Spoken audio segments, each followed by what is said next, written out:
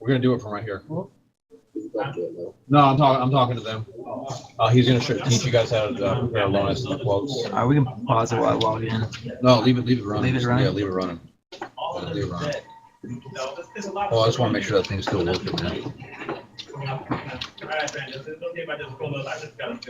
Testing. Okay. Unmute. He makes about $8,000 a month. Hello? It says it shows it's recording, but I don't know. You can try playing it back to make sure. Take them headphones out. What do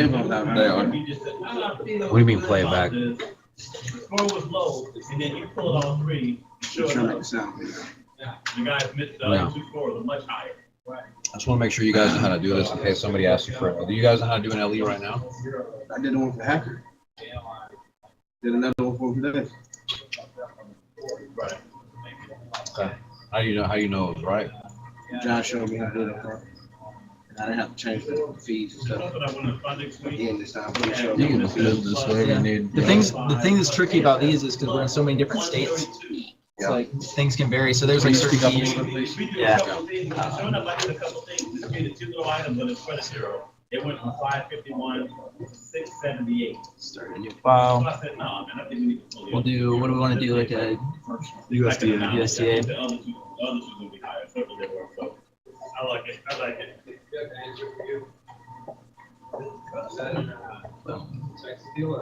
Yeah.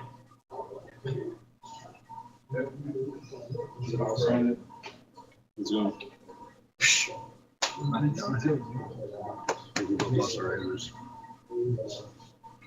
does she want to talk to me? Because, man, she needs an update. It's gonna make her freaking. All right, so we're 640 credit, 6K income.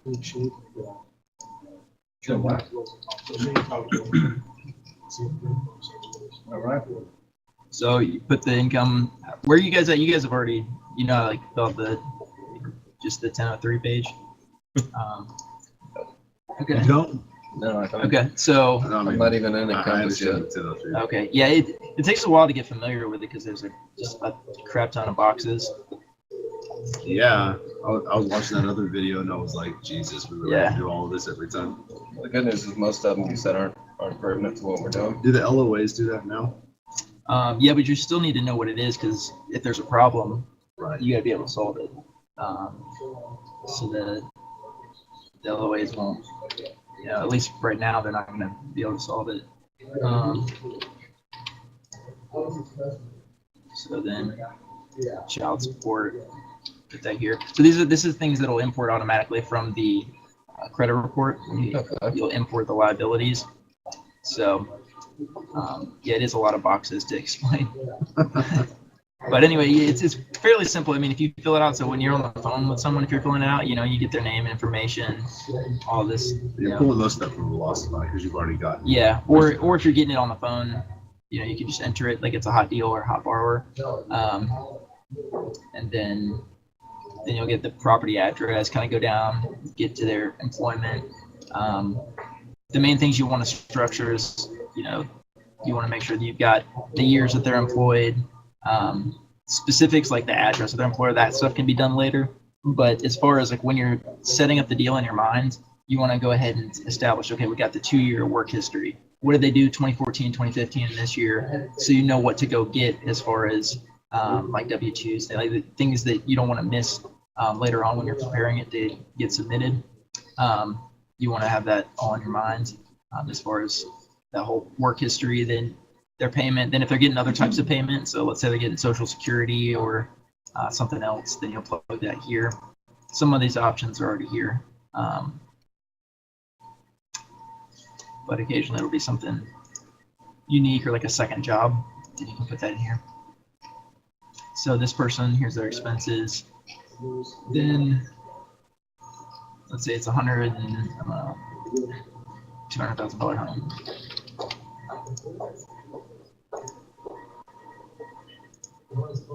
So you'll want to import, you'll click this. So right here is where you put the loan in. So type of mortgage, terms of loan, loan type, make sure it's a purchase, purchase price, loan amount. And then for USDA, you always want to click this and get the MI and the funding fee on there. Then your rates aren't really going to make any sense until you put interest rate in. Say 4%, so the ratios are good.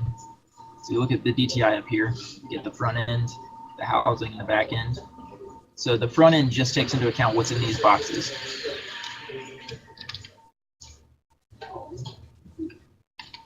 So we'll put insurance, taxes. To bring in the mortgage insurance, you'll click this button here and hit OK. So that comes in.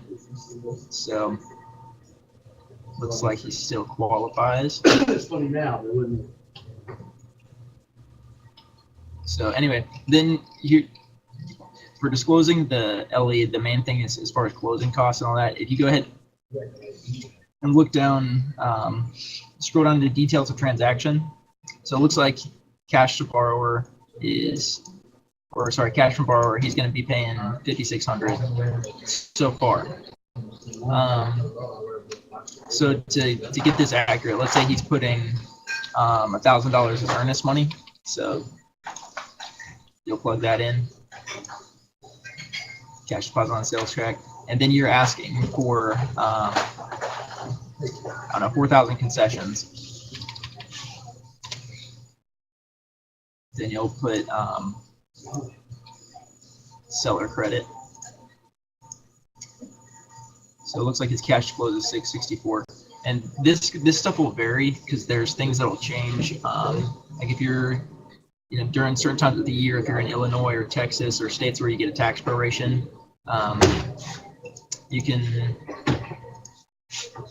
you can plug this in here, but you usually don't want to disclose it necessarily up front until you really know what it is. But then 2015 itemization, this is where you plug in all the closing costs. So you'll get familiar, all these total forms here on the left. So the BOE loan application is the 1003, that's that main page. And then you got the itemization. So this is the one where there's tons of boxes that you never use. There's just a shit ton of boxes, and you don't even have to worry about most of them. So you got right here, like just basically our fees. So this origination charges, appraisal, credit report. If you're shopping, like you got a hot buyer or something, you're usually not going to want to put 150 for the credit report. I'll put like 25 or 35. Yeah. Because I don't think it's worth losing a deal. Because if somebody sees 150 for a credit report, they're going to scrutinize everything.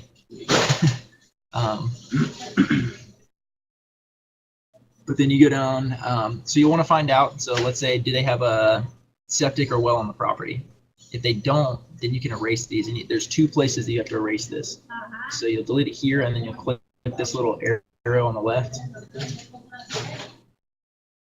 And you'll erase it here also.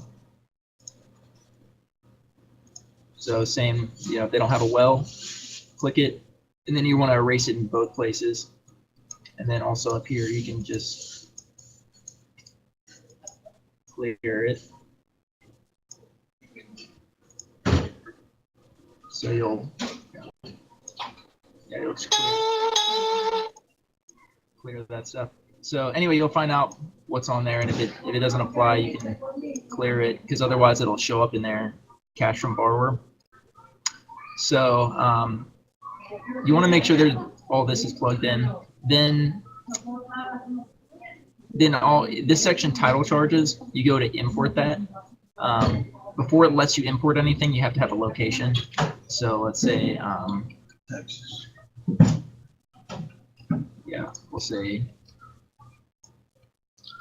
Houston, Texas. Oh, yeah, before you see there's a little channel here. It always makes you select like banked before you can do anything. So you don't want to put an address in. You'll hit like address to be determined. and then a zip code. What's a Houston zip code? Like 77066.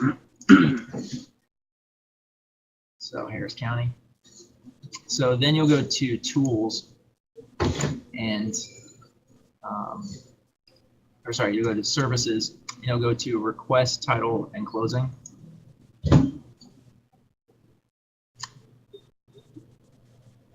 So this is where there's a calculator that imports all the title fees. It's basically an estimate. It's not 100%, but it's based on their calculator. So you hit next, click through here. If it's a purchase, which this one is, you click first position deed transfer. If it's a refinance, you'll put first position refinance. Get price quote. Oh, it needs a name. Okay, so you have to have a name here. So, Big Boss.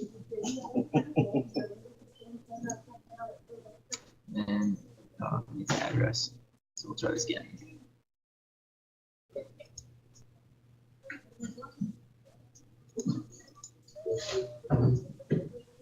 So you get the price quote, then you'll import it. So you'll click down, so it'll bring it up.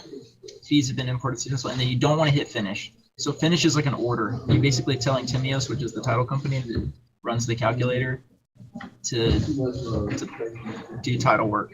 So don't hit that, you just hit cancel.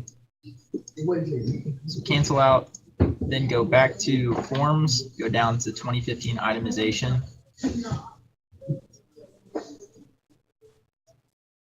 You guys want me to like slow down? If you slow down, it's still gonna be difficult, man. It's a lot. Yeah. To obtain, but It's a lot to absorb quickly. So again, the thing that you want to remember, because it was tough for me when I was starting out, just like I would see all these boxes and I was like, how do I know I'm not missing something? Because there's just so many boxes. And so you have to memorize it. Yeah. Well, most of it, it's going to be automatically filled out. So you're not really coming through here. The only thing you might be deleting things.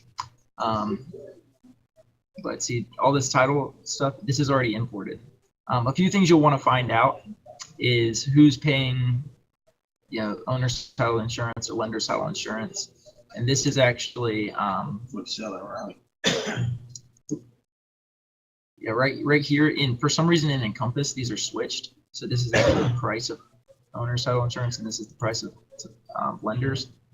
So a lot of times this will be paid by, if the seller is paying owner's title insurance, then you would move this over here, but you'll want to confirm that. So usually like deal with the realtor or what's in the contract, and confirm that, because right there, that could change $1,400 from what the buyer's supposed to bring to closing. So a lot of times it'll be paid by the seller, but if you have no idea, then a lot of times I'll leave it there. It depends on if you're really like competing or you're just trying to give someone an idea of what they need to bring to close. Because if you're competing, you want to be more competitive, but if you're trying to, help someone prepare how much money they need to have, it's better to overdo it, to be like, listen, you need to bring this much or have this much in the account. So you prepare this for all of your loans? Well, every time a contract comes in, you have to send this out. This is we need to get this out within 3 days from when a contract comes in. Ideally the first day. So everybody gets this no matter what. I don't send this out to like pre-approvals or unless somebody specifically requests a loan estimate, which is usually more high-end people that are shopping around and they want to get a loan estimate and compare, which is annoying because it takes time to do this. And then, I mean, you go through this or you review it once someone else has done it for you? So I go through this. So, I mean, now with the LOAs, they'll prepare disclosures, but by the time that they get to send disclosures, I've pretty much done all this, because I've already calculated, I've gone over with them, like, what's your cash flows, what's your, estimated, I need to plug in lender credits because, if let's say they're in a place where they're going to have high closing costs because they got really high taxes there. If they're going to have, a lot of money to bring to closing before they go under contract, you got to verify that they're going to have that, and make sure you get enough concessions. or that it's structured well. So you're always going to basically, you need to go through this whole, and then even when an LOA is completing this for you, you got to come and review it, or else they're going to know a whole lot more than you, and they're going to become a loan officer. And you got to be able to review it. You've got to be able to kind of structure and set everything up and know what fees go to who and be able to explain that to people. One thing here is another section. So in section 1000, there's going to be 3 months or 2 months, usually month. It depends. So usually you'll find like whatever the close date is. Oh, won't let. You'll have to have a close date already set, and you'll fill this out in the aggregate setup. So sometimes you'll have a full year of something up front, but for our purposes, say like 3 months and 2 months. And then later, I mean, it depends on like how dead on accurate you're really trying to be. If you're trying to be very accurate, let's go put in a close date. And I know it's a lot to. So let's say this is closing January 11th.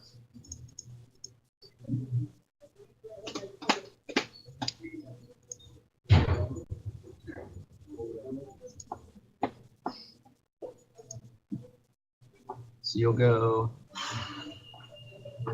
boom, boom, boom. Yeah, this stuff is really tedious. It's really good to be able to pass it off, but you've got to understand it. So you'll come in here and find out. So hazard insurance, you'll always do 1 year. And the due date is from the contract, like the close date. So I'll do 1/11/16. And then property tax, you'll find out what the due dates are. So if this is in Texas, it's January 1st or January 31st. So sometimes it'll have multiple due dates. We'll plug that in. So then it should. Yeah, so it's 2 2. So then, yeah, there's a little bit more to it. So then to get their rate, so let's say they got a 640, you go to services and search product and pricing.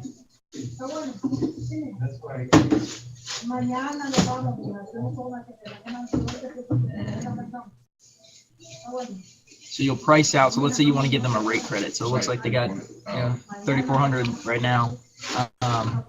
Close. Yeah. So let's say they got 640 credit. So you'll price it out here. Make sure this stuff's accurate. Put in the appraisal amount.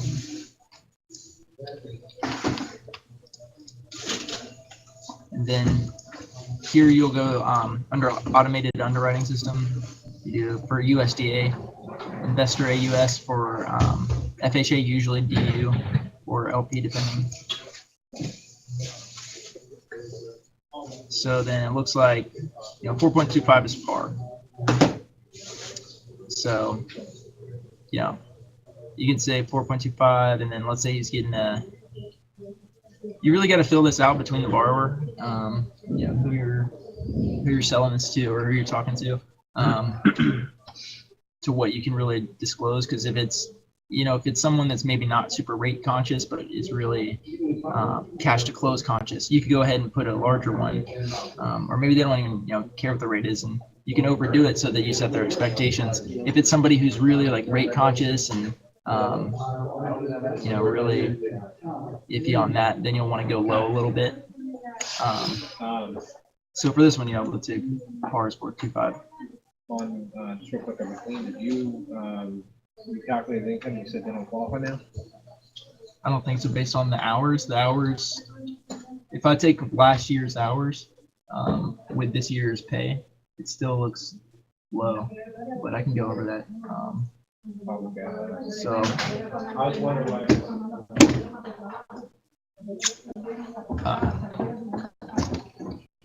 So anyway, so let's say, and if there's a rate credit, now I got the vacuum cleaner.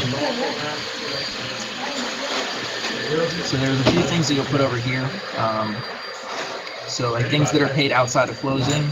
So let's say the appraisal, and they're getting a homeowner's appraisal, and then like a pest inspection. So it's $550, $675 for those two items. So put that there. It could be $975. They have some other fees or something else. Then you'll put, let's say if you were giving them a tax credit, then you'll put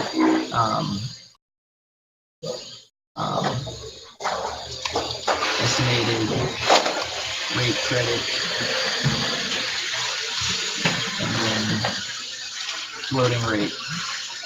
And then if they're getting, let's say they're getting tax prorations back, you could say estimated solar tax credit.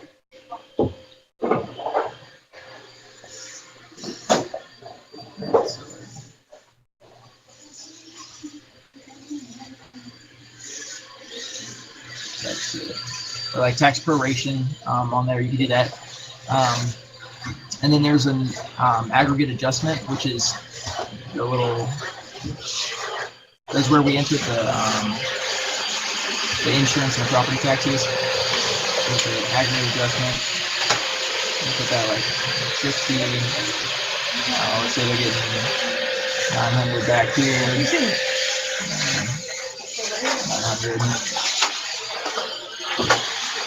So then it's going to show their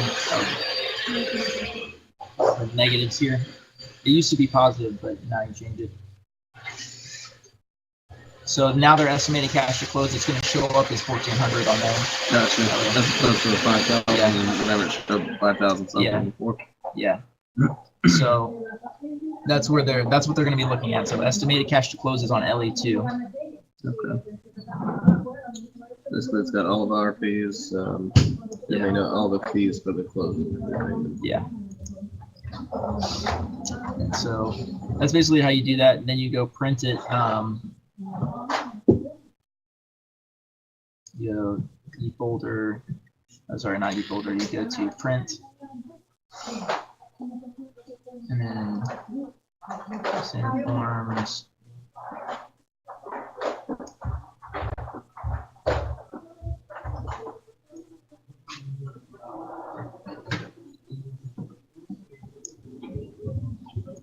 A lot of times you don't want to send this out necessarily, but you know, if you have to. Don't want to send one out. I don't really send these out much, like loan estimates on here, unless someone's real serious. I thought the one I sent how you off. Yeah, so to send disclosures, so you print it, the actual loan estimate. Yeah, what do you print out for? I don't really hardly ever print these out for people. I send them like a worksheet. Okay. But to actually send disclosures, then you'll go e-disclosures, and then you got to complete all this stuff. So there's all this. There's a ton of stuff that'll take forever to go over to figure out what's missing. It's basically, it takes a long time, like trial and error. But basically, you want to have it all like your 1003 complete. But just for a loan estimate, you don't. For disclosures, you have to complete all that. But just for a loan estimate, you can just print it out basically from here. I believe it's like.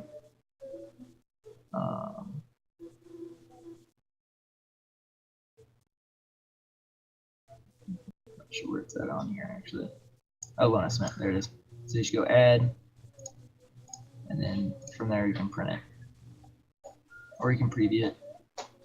And so you can preview and see, but it'll hold a date and say issued, and so it's supposed to like last for a certain amount of time. But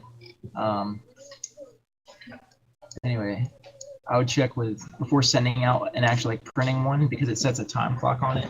I would check with manager just before sending it out to make sure that it's good and clear.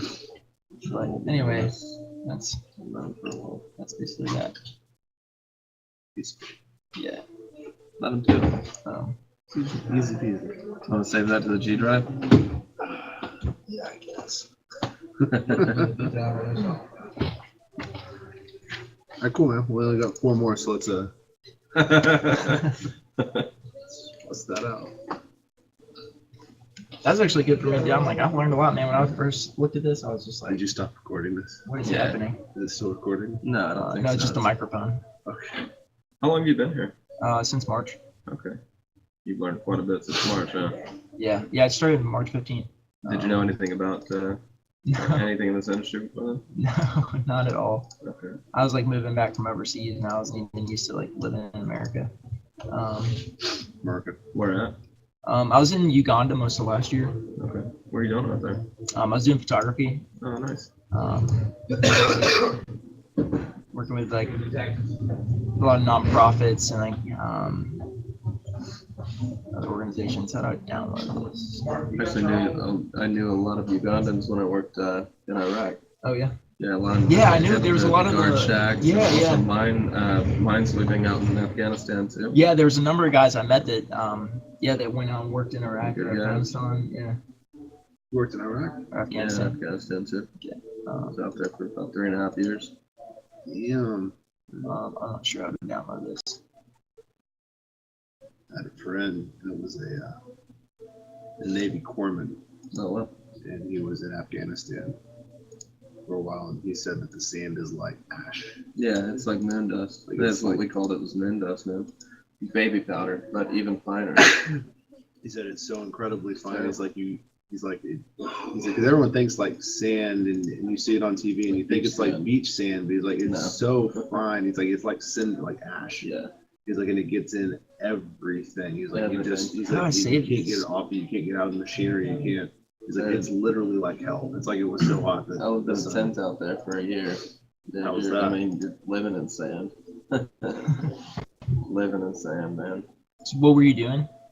Actually, I got hired on as a laborer, but I worked my way up to a labor foreman, so pretty much just manual labor work on the, just the whole base. Yeah. Did a lot of stuff. So, wasn't too bad. Like I said, I was, How do you get that job? man, I was working offshore actually, and we were going to be on land for a month because there was like, they had some construction going on. They needed our beds pretty much, so I figured, well, they're going to pay us. Might as well go find a second job while I'm on land, and Stop. Did I just just applied everywhere. Happened to be in a KBR not be office. able to see? You, when you get done, you should get an email to log in for that stuff? Or is that standard or is that your personal? This Well, this encompasses. is an Encompass. Oh, No, this I'm is my talking personal. about for the, pull the title information. Oh, That's for username and password. yeah. There's a login for that. I think you have to get logins for it, Okay. so like everyone will have Very one. Got you. Makes sense. I don't know where this video just went to. I think I might have not saved it.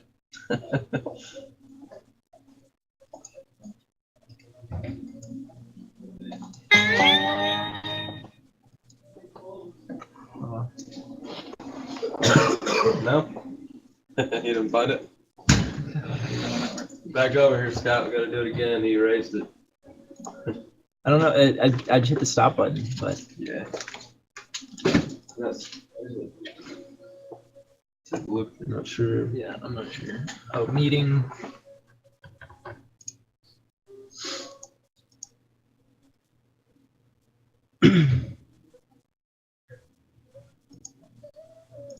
I'm not really sure. Oh, you guys are so tech savvy, man. I wasn't in. Those disclosures was tough, man. It took me a long time to figure that out.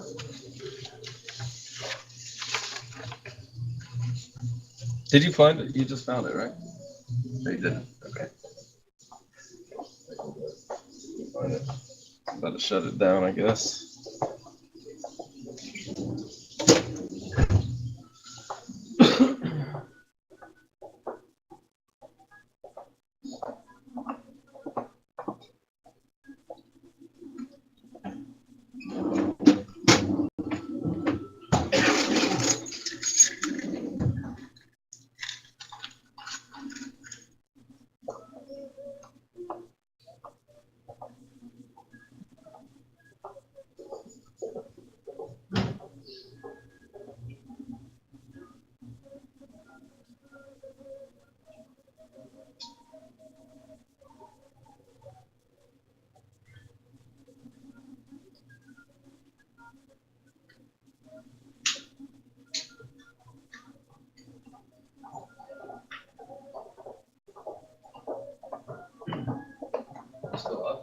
It is.